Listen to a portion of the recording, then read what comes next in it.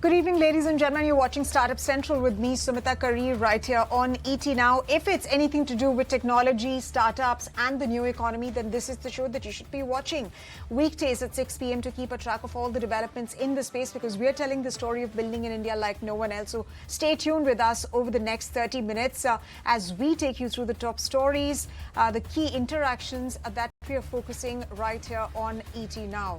Well, let's then begin with the only headline the globe is eyeing today, and that's Liberation Day. The day is being seen as a watershed moment in the global economy. Donald Trump hits the globe with extensive tariffs as the US president said that he's being kind on them by charging roughly half of what they charge us. Calling these as quote-unquote discounted reciprocal tariffs. Trump said that the US will charge an import duty of 27% on India and 34% on China, 20% levy on imports from European Union, and there were a whole host of other nations as well. Speaking about India, he described tariffs by New Delhi as quote-unquote very, very tough.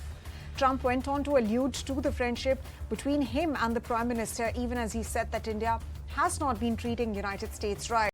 But the big question is, what will these reciprocal tariffs mean for the electronics segment in particular, given that smartphone exports from India to the United States, in fact, electronics exports overall have been amongst the top 5 consistently over the past 1 year.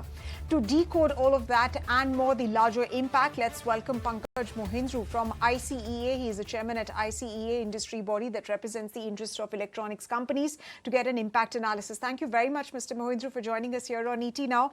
First things first, your thoughts on 27% tariffs on India's exports. How concerning is that? Is that along expected lines, or is there some good news lurking around here? These are very interesting times, I can say, with a lot of optimism.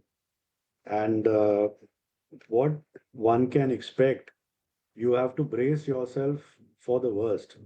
But let me give you some positives which have emerged out of this. Although this was not what was expected, but it was also not expected that competing manufacturing destinations like China and Vietnam will have higher reciprocal tariffs. Vietnam at 46% and China at 34%, which adds up to 54% in smartphones and 79% in most other categories. So this is we have a short-term advantage now.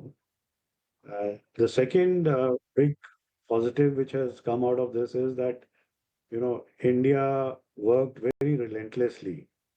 The whole team India, which is government, all wings of the government, appropriate wings of the government, led by the Prime Minister, and industry worked very closely. And we came to a very optimized response to them.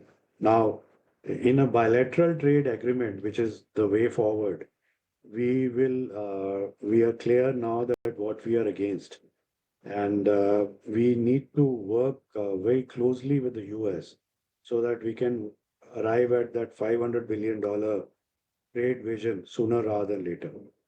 And so these are the positives which I see in this action which has happened. Right, sir. So you're stating that these are a set of positive actions and will have a positive impact overall on the India manufacturing ecosystem. But let's take a look at this news from a China-Vietnam angle. Let's expand a bit more on that as well. Do you anticipate a significant shift in sourcing strategies of companies due to tariffs? And do you anticipate Indian manufacturers benefiting from companies that are looking at alternatives to China? Do you see a push to China +1? Now you see the field is open for the whole world now, right? While we have an advantage with our closest manufacturing competitors, we should not lose the strain that we are, we have deficiencies, we have disabilities, and we have to chip away at that to make India the best place to do business, the most competitive place to do business. We are already in a demographic dividend period. We've already spent 5-7 years in that, and that has a 15-year, 20-year window left. So we have to take the maximum advantage. Countries which have an advantage in this reciprocal tariff also are Brazil, Egypt, uh, Turkey, Saudi Arabia, Singapore, etc. So it is a very open book today. Manufacturers who are exporters to the US will look at this as one factor, right? India has a compelling story, Right. but you are back to the basics at the moment for planning entire supply chain. But Right. definitely that manufacturing will move out of China to some extent. That is today a writing on the wall, but that is not something which India should feel gleeful about. We have to create our strength on our own basic solid foundations. Right, sir. And that's a very important point that you're making, that we should not simply rely on being a plus one to China, but rely on our own strengths, and that we need to work on.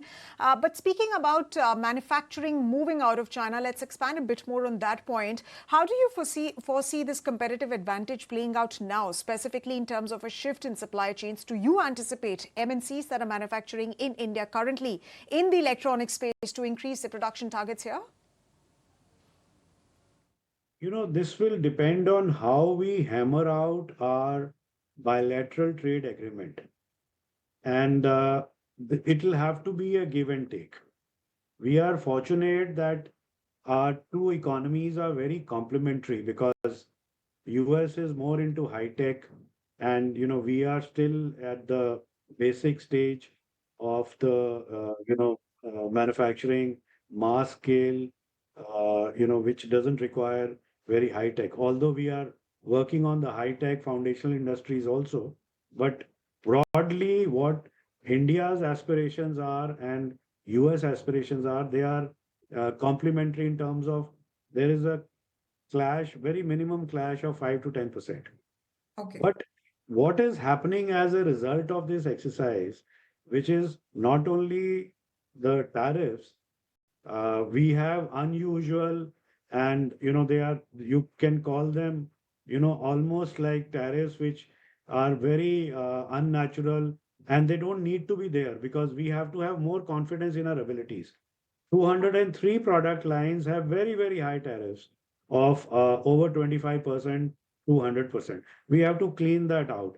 We have to fix our non-tariff barriers. We have to fix our investment climate, which is something which is, bothering some of the investors. So Right. all of this, which is really work in progress, I think this, looking at it very positively, that Okay. this whole exercise will accelerate this process. And that is a very big positive for India. Right, sir. And, those are some of the things that India needs to look at so far as giving a push to its manufacturing is concerned. Of course, those tariff lines need to be reduced to increase competitiveness of local companies that are manufacturing here. But, sir, we have spoken about, the BTA that India is negotiating. It is looking at a mutually beneficial bilateral trade agreement. But till the time that BTA comes into effect, Indian exports will still attract a penalty that have been, these penalties that have been imposed for quite some months now. So in the interim period, companies will have to still bear with some ramifications and consequences. What does it really mean for pricing of these products for the final consumer? No, input cost for the Indian consumer will only go down. Input cost for the Indian consumer is not going to go up. The input cost for the US consumer is going up.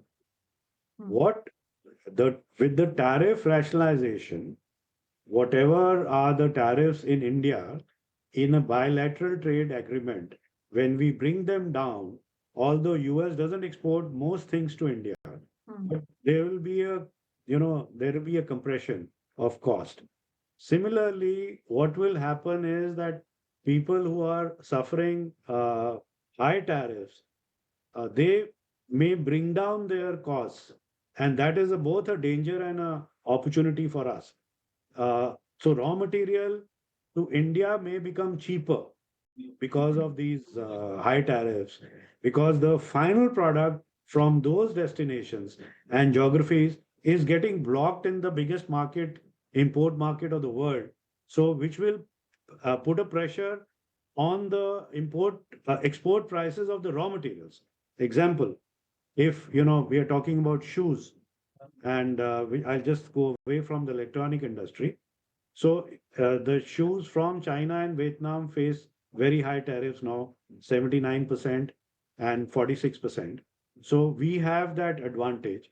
So the raw material in both these destinations will can go down, and that will be an advantage because we'll get cheaper raw material, but it can also be a threat to our industry Okay.